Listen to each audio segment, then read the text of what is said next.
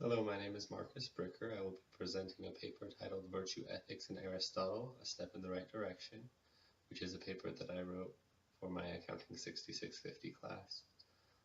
Virtue ethics falls under the category of normative ethics, which has three major approaches: utilitarianism, deontology, and virtue ethics. Aristotle is considered the father of virtue ethics. He wrote a book titled Nicomachean Ethics, which is a 10-volume book. And in that book, he lays out four cardinal virtues. Now, these virtues are needed in order to approach an ethical decision. The ethical decision needs to be found in a mean or median between vice and virtue. You have to find the boundary line. These four virtues that he lays out, which are prudence, temperance, courage, and justice, are needed in order to find that middle line. Prudence is like an eye. It is your perception of the situation or the decision. Temperance is needed, that is self-control or self-mastery, moderation. Courage is needed in order to make the decision. Once you find out what should be the middle or median boundary, you should have courage in order to make that. And justice is necessary in order to act justly with others around you. With all four of these cardinal virtues, a decision can be made and can be considered a virtuous decision.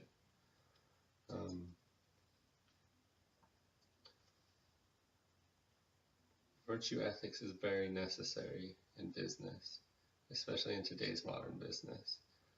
There is recently a crisis in ethics, as you probably know. Over the last 20 years, there have been many scandals in accounting, including Enron, WorldCom, things like that, and we are in need of a restoration or a revitalization of ethics in our society. We need character in business.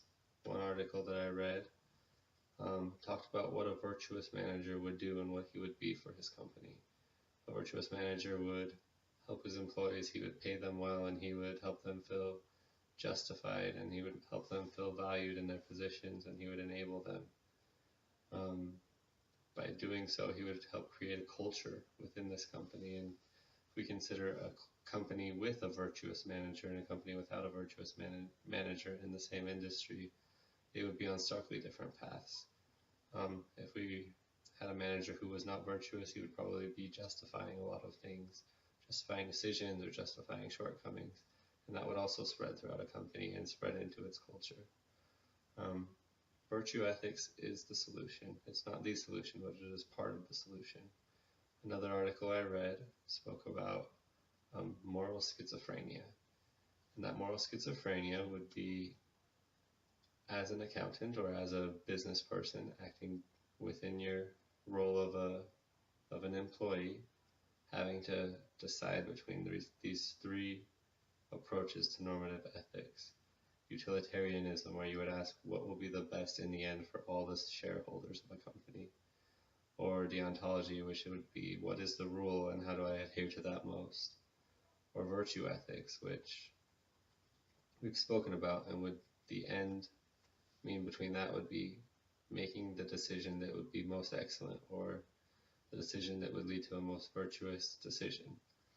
And we can avoid moral schizophrenia if we focus on virtue ethics. A lot of the accounting scandals that we have seen in the past 20 years would also be avoided. It would be hard to justify Enron's use of SPEs or special purpose entities to conceal off-balance sheet things, even though they could do so within bending the rules of the accounting regulation. If they were acting virtuously, they would not need to do that.